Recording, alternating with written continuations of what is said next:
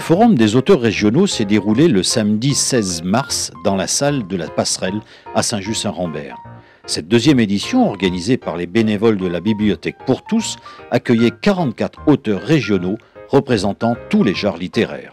Alors, je suis responsable de la Bibliothèque pour tous de Saint-Rambert et on avait l'ambition de créer un lieu de rencontre, un forum donc, pour faire se rencontrer les auteurs et les lecteurs.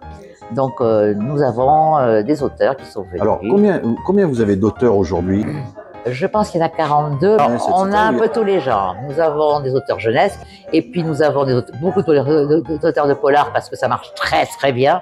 Et puis des auteurs de romans de terroir. On a des documentaires de la région, c'est très joli aussi, très beau livre. Et puis nous avons aussi des auteurs bien-être. Et puis oui, et puis des auteurs de romans traditionnels, dont Françoise Bourdon, qui est un auteur célèbre et connu, qui est notre marraine, qui a accepté d'être notre marraine. Bien, bonjour Françoise. Alors vous êtes marraine de cette deuxième édition à Saint-Just-Saint-Rambert? Oui, avec grand plaisir, parce qu'il y a une atmosphère chaleureuse, conviviale, très sympathique. Et vous êtes venu présenter vous également votre dernier livre? Oui, c'est La Maison de Violette, qui est le troisième volet d'une trilogie. Donc, quelle est votre spécialisation, vos spécialités? Et vous vous situez? Moi, je serais plutôt dans la catégorie auteur régional.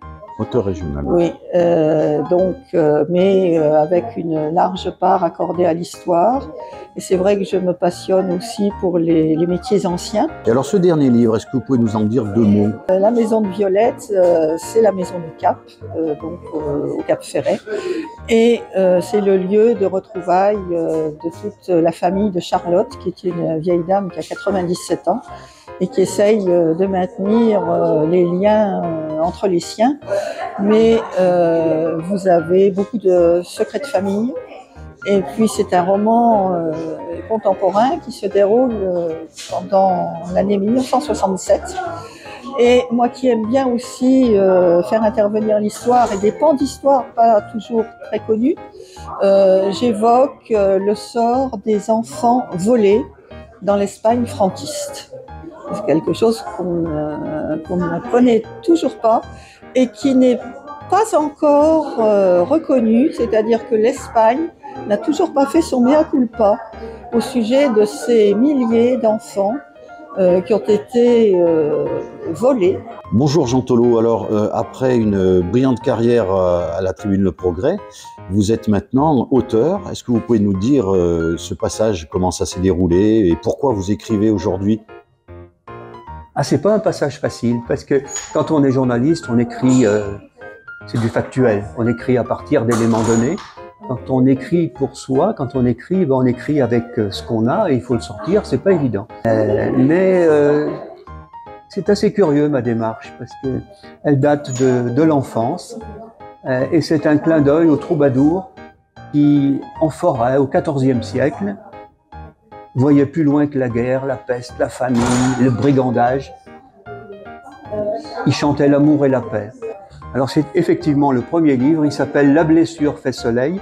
Je l'explique, je dis qu'on n'apaise jamais les blessures de l'enfance.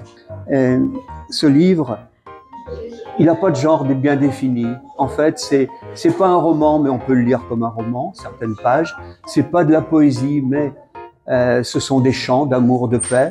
Et c'est pas une autobiographie à proprement parler, mais c'est un chant d'amour à la vie, celle que j'ai connue, qui n'a pas toujours été facile, mais que j'ai essayé d'agrémenter par la musique, par le chant. Je suis auteure et traductrice.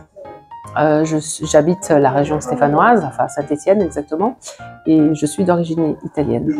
La solitude des bois noirs. Oui. Alors, est-ce que d'abord c'est votre premier roman? Alors c'est mon premier polar en français. J'ai déjà publié 2 autres ouvrages, mais en italien. Les bois noirs, c'est autour de Noirétable, si je me souviens bien. Exactement, parce que j'ai trouvé que c'était un lieu qui se prêtait au mystère et qui se prêtait donc à une enquête policière. En fait. Justement, l'enquête se déroule autour d'un enfant qui s'appelle Ganymède, qui a été adopté, qui vient de Guinée. Il se sent assez rejeté quand même par la communauté des villageois. Et on ne sait pas trop comment il y est arrivé en fait dans ces bois noirs. Hein. Il y a un mystère autour de ça. Et l'enquête démarre, c'est le point de démarrage, si vous voulez, de l'enquête qui sera menée par le lieutenant Walid Louata, qui est dépêché de Saint-Étienne jusqu'au bois noir. Et après, il y a toute une succession d'événements mystérieux, de crimes aussi, avec cet enfant. Et sa famille. Foi, je pense que vous nous avez donné suffisamment d'ingrédients pour acheter votre livre et pour le découvrir. J'ai juste précisé, j'ai donc reçu à la fin de l'année 2023 le prix du polar Dora Suarez dans la catégorie Noire Émotion.